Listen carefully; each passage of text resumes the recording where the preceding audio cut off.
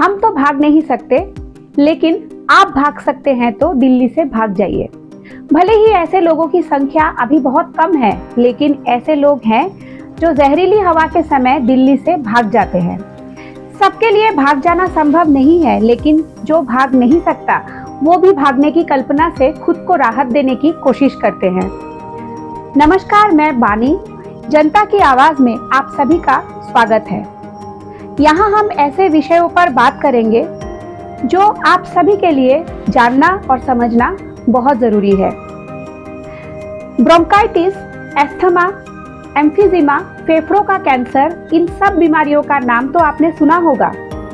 अगर नहीं सुना होगा तो कोई बात नहीं। अगर लंबे समय तक ऐसी जहरीली हवा में आप सांस लेते रहेंगे तो इन बीमारियों के बारे में आप भी जान जाएंगे। PM10 तो आप कई बार पानी छिड़क कर कम कर सकते हैं, लेकिन PM 2.5 पर कम करने के लिए दिखावे का एक्शन प्लान कुछ काम नहीं आता। आप ज्यादातर चर्चा PM 2.5 या 10 के बारे में करते हैं, लेकिन एक और खतरनाक तत्व है जिसको ब्लैक कार्बन कहा जाता है।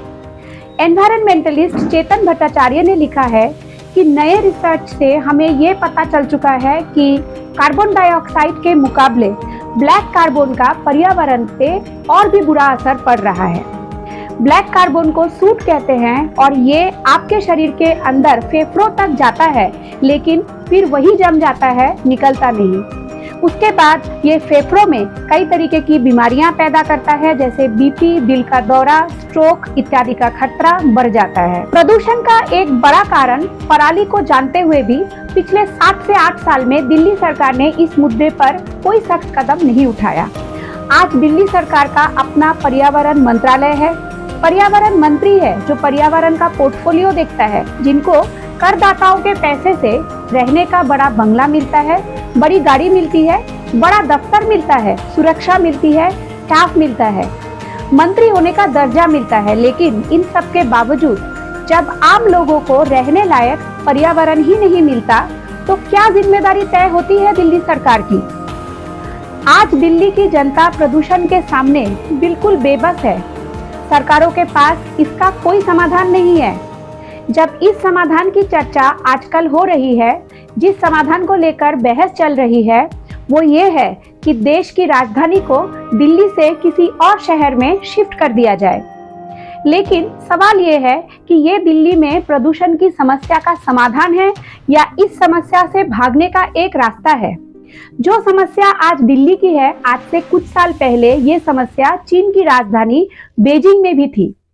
आज से कुछ साल पहले बीजिंग दुनिया में प्रदूषण के मामले में नंबर 1 पे था।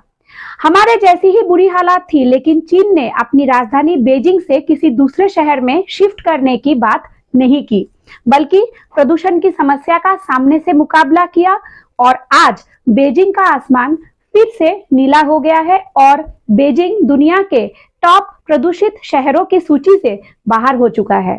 सवाल यह है कि जब बीजिंग ऐसा कर सकता है तो दिल्ली क्यों नहीं। और दिल्ली और बीजिंग की मौसम की स्थिति और भौगोलिक स्थिति में काफी समानता है, लेकिन अंतर सिर्फ इच्छा शक्ति का है और नीतियों का है।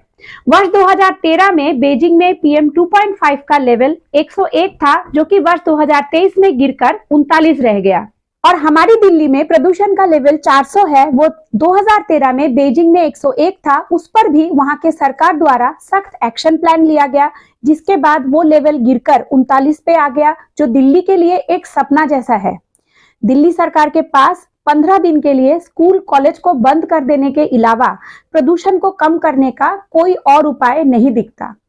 और हर साल 2 महीने के लिए दिल्ली सरकार प्राइवेट गाड़ियों की ऑड इवन कर देना, कई जगहों पे पार्किंग का शुल्क बढ़ा देना, पानी का छिड़काव करना, ऑफिस और दूसरे दफ्तरों में घरों से काम करने का, इन सब के अलावा और कोई मजबूत कदम नहीं उठा पाई है।